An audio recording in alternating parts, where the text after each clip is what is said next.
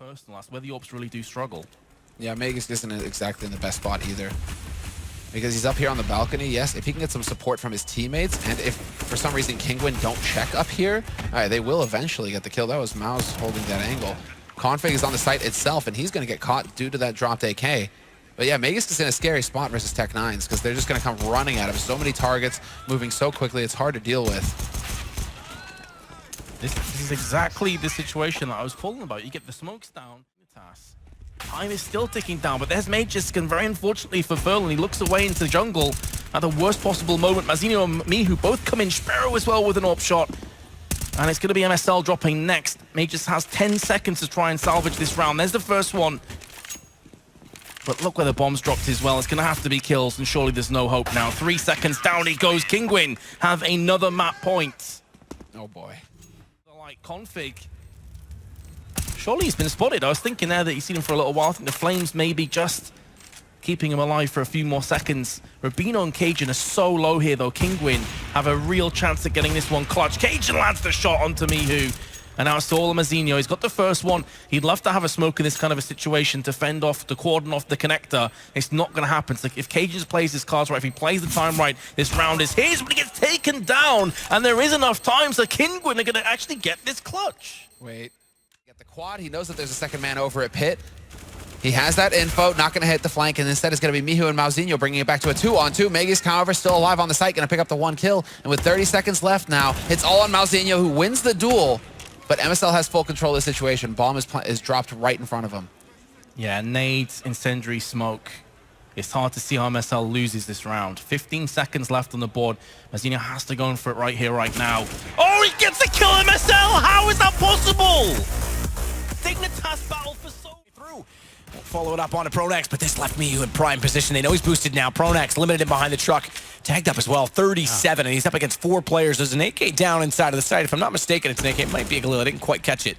But Pronax will find Mihu's held onto the angle well. Problem is he's still pinched in. His teammate Schneider has made it through middle. 77 HP. That could be the saving grace in this. So far it is. Spiro not expecting his position. He's able to find one. AK gets toward the window, but Furlan's at the shot. Back away, and Mauzinho pops in to deny the bomb plant. Not even a force by that. Drop that AK, at least for now. No one shuffling in to try and grab it in low HP on World Edit. This could be a problem, because Spiro's got himself in a prime position on the Tech9. Down he goes, and suddenly things turn, but Waylander, late in the lurk, try to flank back in, does get one, traded by Mauzinho, and Markolov's got 2 to find. He knows one's toward the stairs, knows the other's behind the truck, but how does he isolate? Works out so far as he finds the first with the UMP. And a smoke onto the bomb, they let him cross. He doesn't have a kit, that's the problem. So even if he taps this, it's only to bait Spiro back in. He's got about 3 seconds to find the kill, and he won't do it. We're getting another forced by win, and once because they've tagged up so tremendously onto Markolov and Blade, but only a trade 1-for-1 still gives the man advantage. 2 flip side on the way through to the site. Blade's got to be careful. Caught inside the smoke. Mihu gets there before the second one blooms, wraps around, bomb drops, and Kinguin's going to take away the round. Now it's the map point in the forest buy we talked about. Mihu looking incredibly strong there. We talked about him in the pre-game as well. 4 frags for him, such a pivotal part of the game. It's 15-12. WP back through the door, Markolov, and suddenly World Edit on Spiro up close. Gives the advantage all the way back. It's the flip side who get a bomb down, and it's just Mauzinho, the man in the vents, remaining. They still may win the round. Another point you're going to make, because that's a kill in mid that shouldn't have happened. If the Molotov lands, he's not there. He's back in B, and they can execute up highway a lot faster. But Maus spots up one. World Edit in the corner. Low HP goes down. Going down that far away from his teammate, though, means Blade can position himself accordingly, knowing that he knows exactly where Maus is. And he's in behind the forklift as well, not spotted with that first crouch, but goes back out. Mauzinho realizes he's there. It's the headshot. And the man who should have been shuffled away is going to end up winning the round. Yeah, you're absolutely right there. Just in fact, if like the Molotov hits, he has to full up position regardless, right? And even if you know it, you just assume there's not going to be a CT there. You just think, okay, the Molotov missed, but obviously he won't be there anyway. It looks like it's fine. 3, now 4 with Spiro rotating over. Ready to strike towards A. The problem is they only have 2 smokes remaining now and a couple of flashbangs, so won't be a full execution. They'll be relying presumably on the AWP to go in first and try and find that first pick. And if we chuck it on Spiro, we'll see whether he can actually deliver in that sense. Ooh, spotted. One crossing over. Shot back in return. They catch the legs of Roland, but that's all he got out of it.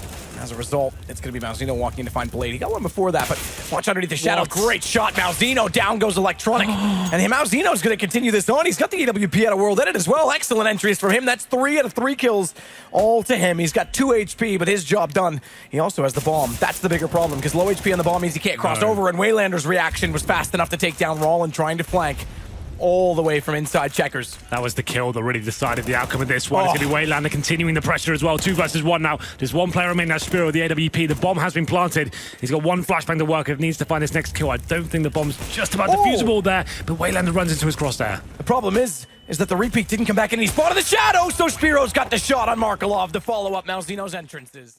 Like I said, 2 in the underpass, and it looks like an A split coming in. Electronic Markelov making their way towards the connector. And they have opportunity to spot a player on towards short as well, but they're going to get away with it for now. But Furlan rips the head off from CD Spawn. 2 shots as well. Looking for the third. He actually nails it. And now it will be a 4 versus 1. Waylander, the last player remaining, as quick as that. They're sent into the A bomb site. Is shut down completely. Talked about that a little bit after the first day. Renegades was one of the 2 teams that moved on, Godsent being the other, directly into these semifinals. And therefore they get to watch yesterday's games, they get some time to prepare, to practice, etc. We're going to have a very strong start with all armor and a fast play toward B. Not surprising, but it is Malzino that steps up to stop Ustillo on his way through. Roland's been tagged up considerably, but Mouse is still alive in behind the barrels. Look at him go. He's up to 3 kills already. Head down, pops back up. Finally, Rickey's going to land a shot, but that allows the rotations. Me who gets 1. And surely Rickey is going to go down as well. Spiro in sight. To work with. Turns out $300. Decent start as well as Me who walks back around, finds Ricky. It's just Ustillo remaining with just the Glock. I think he's to the left, he's to the right. Maybe catch off 1 if they get close enough. They'll be checking it though. Surely. You wouldn't just walk past that. Well, I would. Wow. But they're not going to check it. You're wrong. And he's got 2, perhaps. That's a gun to be grabbed. UMP in his exposal. He's going to look for a kill with it because that would add extra money to his income. But it's going to be 3-0 for Kinguin either way. Still with him alongside with a flashback out. Great shot finds Malzino. It's only Cat remaining. But Spiro's hit the shot. It's AWP versus AWP. No kit for Ricky. And he's going to use a Molotov to try and hold his opponent away. But remember, 10 seconds. That's only going to be held for 7. And he still has to get to the bomb. Tap. And an AWP battle. This is scary. Smart check just by Spiro. Wants to jump through with this knife, and he reads it. Reads the shot perfectly and wins the round. Such a difficult clutch for the CT at that point. He's used the Molotov. He assumes they'll push through it and actually try and shoot him at that point. But he's already being sprayed down. They know he's there, but that shot will only sound as warning before he backs away. Me who tries, therefore, to spray through, but won't land it. I see that back. The spray came toward me, Henry, in case you were wondering. Well, I'm glad we cleared that up. Back to basics, it seems. All 5 players is committing towards mid. It's quite unorthodox, but it's working out for them. Spiro, though, locking it down. Hitting that first shot. Can't find a second just yet. Oh, there it is. That's lovely. And a third. He's got Yam down as they block up over the wall. Spiro going large, and Malzino converts. Lovely round from him. Yeah. Massive on the AWP. And she finishes on 19 frags there. So you can see on SMG, a Tech 9. 3 players without head armor. It's actually not a big deal if you think about it. It's 2 AKs with Renegades here, only 1 M4, so 3 heads without armor is not so much an issue here as we go into another 25. They will be committing once again, all 5 players towards mid. Have managed to get towards the top of the round before that's going to be discovered here.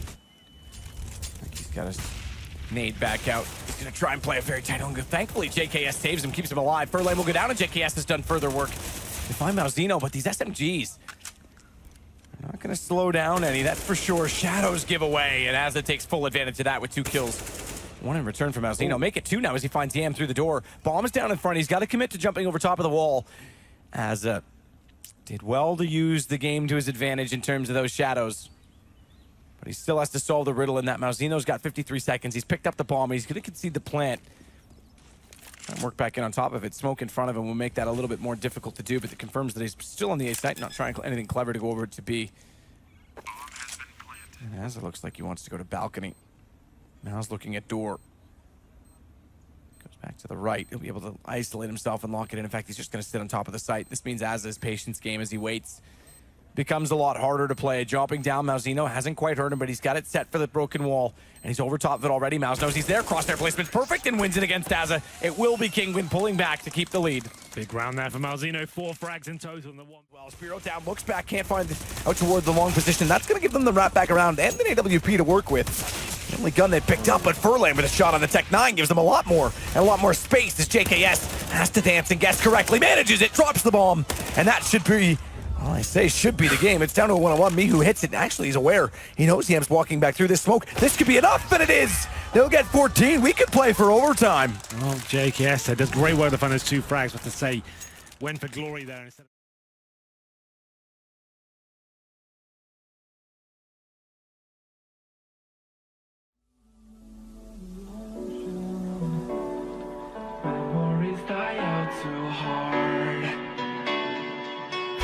We were traveling the mountain.